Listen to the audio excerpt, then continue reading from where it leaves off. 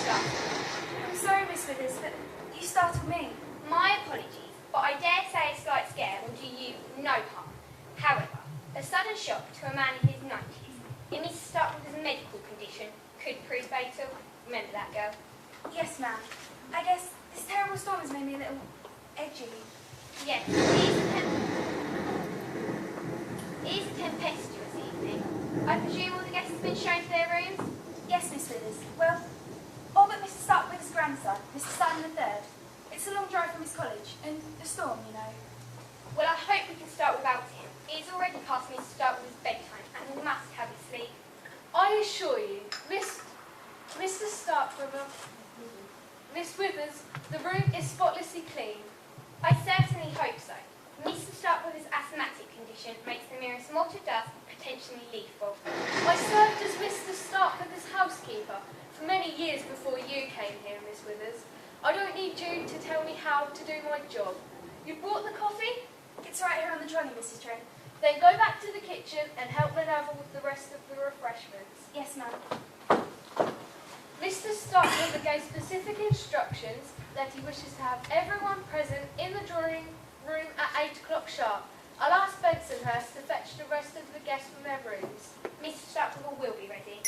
I'm coming, Mr. Starkweather.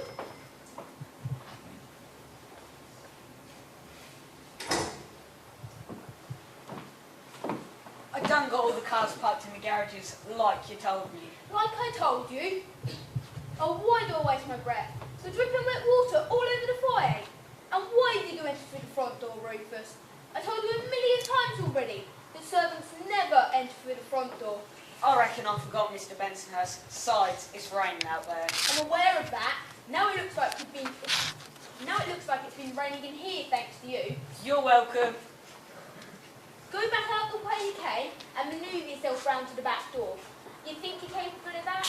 I don't know, but I reckon I'm going to find out.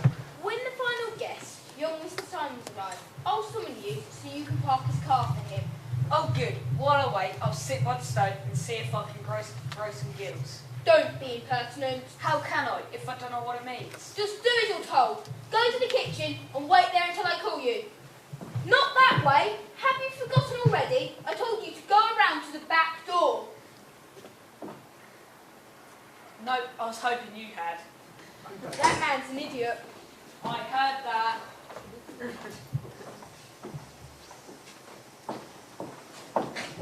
Where do you want me to put this one, Minerva? On the coffee table. Careful with it. Yes, ma'am. I think everything's ready. You think wrong. Place the cups on the saucer so all we have to do is pour the coffee. Yes, Minerva. The others are coming down. Mrs. Van Sant has informed me that Mr. Starkweather wishes the staff to be present as well. He wants the servants here. Precisely. Even Rufus. If I had been informed of this fact sooner, I would have ordered him to take a bath. Though he has been parking cars in the rain, so perhaps that will help.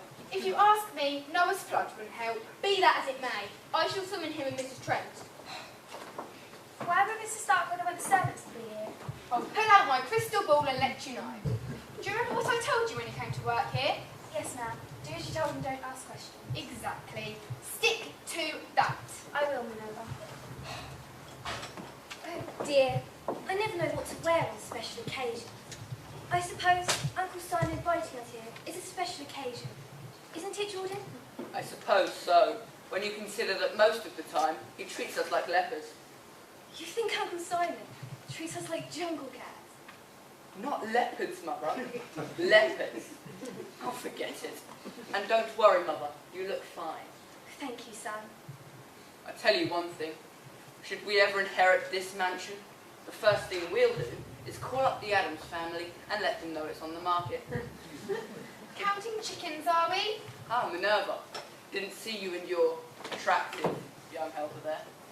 Nancy is a nice girl, and I mean for her to stay that way. I'm sure I don't know what you mean. I doubt that. I don't understand. I believe that. Miss Fiona, why don't you take a seat over there? We'll bring you some coffee. Oh, coffee. Well, that sounds nice. It's a little damp in here. That's because it's a lot damp out there. How'd you take it? Mother likes hers black. I prefer mine sweet. I'll flavour it myself. Whatever.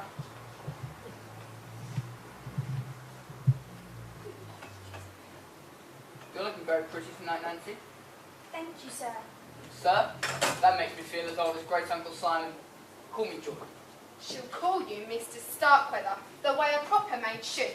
And if anyone is to call you anything different, it will be me. And you don't want to know what I'm thinking. Oh, Minerva, you never change. Neither do you, more's the pity. Now take a seat next to your mother. Yes, drill sergeant. My goodness, Kathy, I don't see how you stand it not here in McGonagall's, where you find restaurants and movie shopping centres, out of the press, I'll sit down and wait. It's not that bad, Paula. I stay here during the week and go to my own park most weekends. I'm sorry to hear that. I work for a large corporation before Mr. Stark hired me to be his personal secretary. And believe me, this position is much nicer. Look what we have here. 2 rays of sunshine to dispel the gloom. You look beautiful, ladies. That's why I call you Jordan. You're a rogue and a charmer. I do my best. Won't you join us? Take a seat over there. You'll be safer. We'll bring you some coffee. Thank you, Minerva. I'll take my black. Blow me down, it's came sugar. I must admit, I'm a non-sweeter. Maybe that's what causes her corn syrup accent. How are you feeling, Cousin Fiona? Oh, I'm very well, thank you, Paula. That's to speak to you. I don't know why, but from one or another, it seems like the only time we get together is for somebody's funeral. Well, aren't all funerals for somebody? Shame on you. Don't be mad because of Jordan. I'm glad this weekend the reception is rural. Once known as dead. So far, anyway. It's okay, honey. It's good. What did you mean by remark, Jordan? Oh, nothing. It's just that when you called to tell us that Great Uncle Simon wanted us all to come to Starkweather Mansion for the weekend, at first I assumed that you were going to say that he had passed on. I started to pack my new black dress. It was a natural assumption. I mean, the old boy's up in years and in bad health. I was relieved to find out he's still with us, of course. Kathy, darling, I bet you know a Grant Simon. Lila's live in Stratford, isn't it? Come on, tell. Miss Bat will go into particulars, but I believe Mr. Stark wishes to discuss his will. Really? I'd appreciate it if you didn't drool over the hors d'oeuvres. You misjudged me, Minerva. I was surprised, that's all. Uh-huh. Where's Grant Simon? In the vehicle?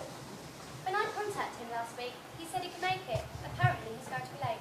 If he tries to call him tonight, he could get through. Phone lines are down. Well, if we're talking Will, he should be here. After all, it's Grant Simon's only grandson. Yeah, he'll probably get everything. Excuse me a minute. I suggested to Mr. St. John that these family relationships might be a bit confusing. He agreed and was going to write a scene that explained it all. When he snapped like a rubber band. So I'll just tell you. I think the family tree might be in your program too. Here's the way it works. Simon Starkweather, the old billionaire of whom you meet shortly, married late in life and had one son, Simon Jr. Simon Jr. in turn married and produced one heir, Simon III, the college student who's late with the gathering. The original Mrs. Starkweather, Simon Jr. and his wife are now deceased. Old Simon's eldest brother, Paul, married and had a daughter, Bella. Bella married Lucian Thompson, an Atlanta businessman, and they had Paula here. Paul, his wife Bella and Lucian are now deceased. Old Simon's younger brother, John, married and had Ezra, who married Fiona here. They then had Jordan. This is Jordan. But you know that already. Anyway, John, his wife, and Ezra are now deceased. I realise that's a lot of dead people, but if they've been included in the play too, well, believe me, it was hard enough getting everyone to move around the stage as it was. At any rate, that makes old Simon Fiona's uncle by marriage, and Jordan and Paula's great uncle. That makes Paula, Jordan, and young Simon cousins, second or third. I'm not really sure how it works, but I hope that clears things up for you. That's all. Continue. Sorry for the interruption. We don't have a clue where we are. I'm not sure I have any more. Sorry. Oh yeah, resume with Erin and Rose's entrance.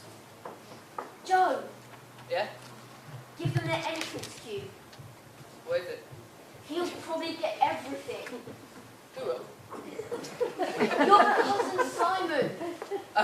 Yeah, I remember that, yeah. Yeah, and he'll probably get everything.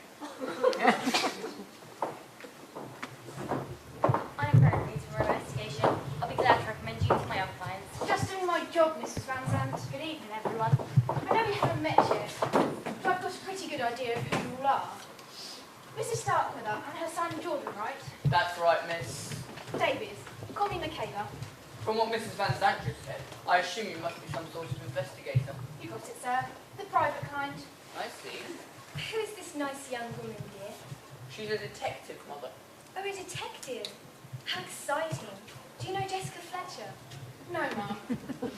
I don't know. I do know who you two ladies must be, though. If you're from Jessica, I'll be proud to do it. The accent settles it. You're Paula Thompson. 100% correct. Can't deny from deep down. She came from any deep south. Should live in Central America. So that leaves you to be Kathy Collins. It's nice to finally meet you in person. Me too, Michaela. Michaela and I have been corresponding for some time by mail on fax on Mr. Starkweather's behalf. Is this seat taken? No, I'll park it here. And I expect you to remain unobtrusive. I sure will, as soon as I find a dictionary and look up what it means. Just sit over there by the fire. By the fire? Glad to. My bum's still a little soggy. Keep an eye on him. I shall do my best. If all is in readiness, Mrs. Van Zandt, I shall inform Mr. Starkweather. Yes, thank you, Betsy. There's coffee if anybody else wants some. I'll have you some. How'd you take it? In a cup. Black, please.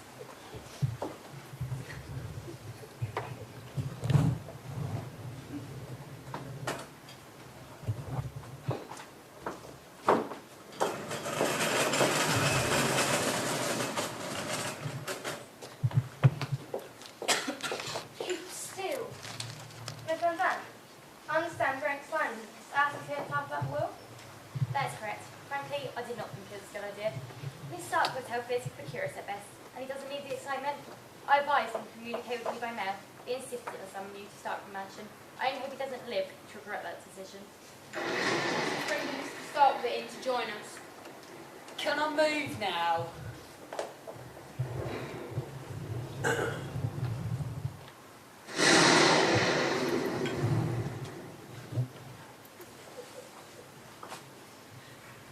Here you are, Mr. Starkweather. Go. Go. I'll be right here if you need me. To think. I was once surrounded by prime ministers and kings, and now my world is shrunk down to this.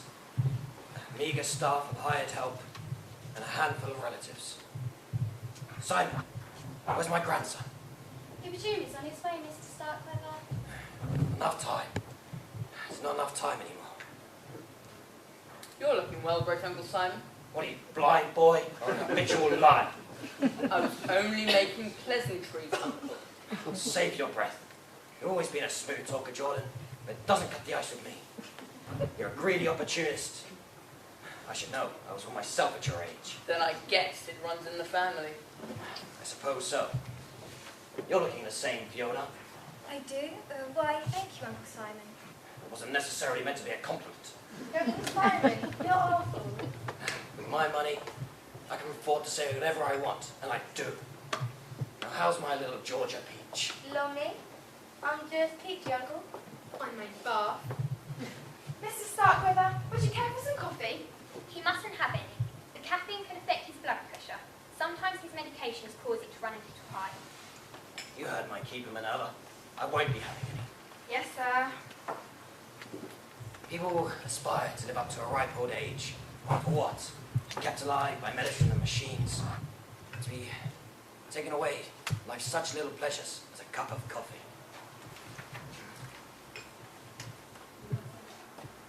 You mustn't excite yourself, sir. See? Not even allowed to have strong emotions anymore. That's a bummer. Old age is a bummer. You put it so succinctly, Rufus. I could have searched my vocabulary extensively and not have found such an apt description as bummer. Glad you liked it.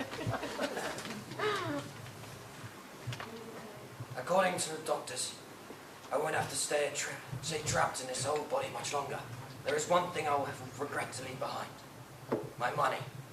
You know what they say, Uncle. You can't take it with you. Yes, they do say that. That's why, a few years ago, I had Lois draw up my will. I bet you're all wondering what I left you, my heirs. I want to admit, I'm a teensy bit curious. A tinsy bit, eh? Eh? I was afraid something like this would happen. Here, Mr. Starkweather, breathe deeply. See what you've done? Me? I didn't. Should somebody call an ambulance? He can't. The bones are dead. It's all right. He's lost his breath. He just needs to breathe pure oxygen for a few moments. Tell them. Very well. Mr. Will, Miss Starkweather will refer to. As you know, he's been a phenomenally successful businessman for many years. I'll say he's been on the cover of Times Rich List at least a dozen times. I never read it. He has the distinction of becoming one of the world's first billionaires. 20 years ago, I begged your Ezra to ask his Uncle Simon for advice on business investments, but he was too proud. Yeah, Dad and his pride. Lots of pride and very little money. If I may continue, Miss Starkweather's fortune is now worth in the neighbourhood of £50 billion. If I'd have known that, I would have asked for a raise. I won't go into details of the will. It essentially bequeaths £1 million each to his household staff. They are his Mr. Betsonhurst, his butler, Miss Trent, his housekeeper, Minerva Walker, his cook, Miss Withers, his nurse, Nancy Pollard, his maid, and Rufus Jones, his handyman. Forget the raise. Oh, Mr. Starkweather, I had no idea. The will goes on to say that the rest of the money is divided equally among his surviving relatives. They are his grandson, Simon III, his niece, Fiona Starkweather, and his son Jordan, who share 1/3, and his great niece, Paula Thompson. That's nice. I always knew you'd do right by us, Uncle. I know we got mad when Mum married somebody. You must agree on one thing. Blood is the water. I bet Miss Withers can tell you if it is. Now that I've informed you of the will contents, I have another announcement to make. As of tomorrow, the will becomes invalid. What does invalid mean? It means no good. I got a brother that's invalid. Mrs. Van Zandt means we're not going to get the money, you fool. Oh, I guess I won't be buying the big screen TV I was thinking about after all.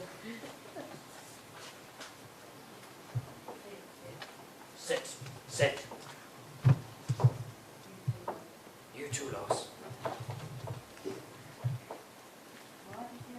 Why did you decide to inherit us, Uncle? I found a better use for my money. Don't worry, I didn't cut you out entirely. Everyone in the old will gets 50,000 each.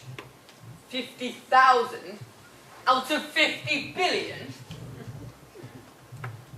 Lois advised me it would be better to leave you a little something, so you'd be less likely to contest my new will. You will. Yes. That's why I had Lois stay over this weekend. Kathy, so she would type it up nice and legal for my signature. Miss Davies, a disinterested party, will witness the signing. And Lois will file it in the courthouse come Monday. Davis said she's a detective.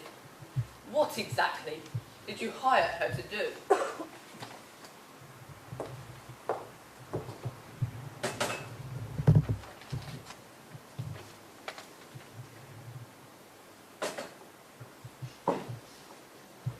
Mr. Starkweather hired me to conduct an investigation on the quiet. For the past 6 months, I've flown to a dozen or more foreign countries in search for the world's most brilliant scientists. Some well known, some who prefer to keep their experiments hush-hush. I succeeded in finding one in Belgium. Let's call him Dr. X, who has agreed to help Mr. Starkweather do what he desires, which is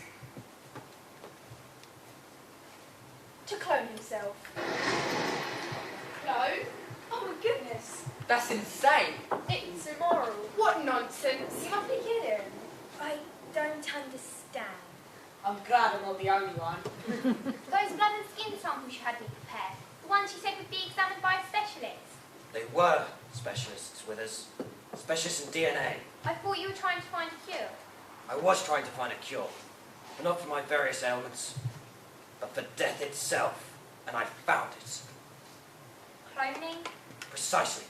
Through modern medicine, I shall live forever. It's not right. That's neither here nor there. Well, let moralists and politicians discuss that for years to come. But until then, Dr. X, as Miss Davies named him, will be creating a brand new me. You all look displeased. Not supposedly because of the moral question, but because of your current change of fortune. Too bad. Cloning is very expensive, especially because I need it to be done in complete secrecy. But I will still have a sizable fortune for the new me to inherit. No doubt, I'll be the first man on Earth to become my own heir. Withers, my blood pressure. Yes, Mr. Starkweather. If you'll excuse us, I need to take Mr. Starkweather's blood pressure. Why don't we take it right here? He uses an outer-size cuff made to go around the patient's spine, as Mrs. Starkweather's arms are too frail for me to get a reading from them. Mrs. Starkweather has had enough excitement for one evening. I shall put her to bed. I guess our meeting is concluded. Unless anyone has any questions. I do. What the heck was that all about? Well, Rufus, Great Uncle Simon was going to leave us all a fortune, but he changed his mind. Instead, he's going to clone himself. What does clone mean? It means to take some cells from a person's body and create a duplicate of the original. They can do that? That's great. When old Mr. Simon passes on, I could get a job working for the new Mr. Starkweather. The new Mr. Starkweather will have to be born and grow up. It goes against the laws of nature. How? It's all being arranged. Once Dr. X has created a new life, the cells will be implanted into a host mother who will carry the child to term.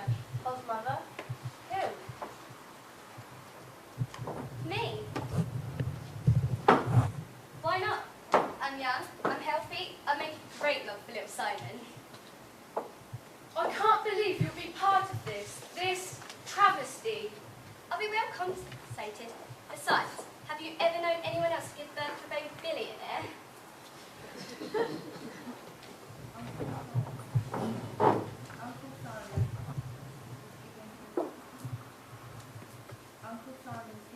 Uncle Simon is giving his money to a baby. In a manner of speaking, yes. The new replacing Mr. Starkweather's fortune into a trust fund, which I'll administer. I'll release the money to pay Dr. X and his staff to perform the cloning procedure.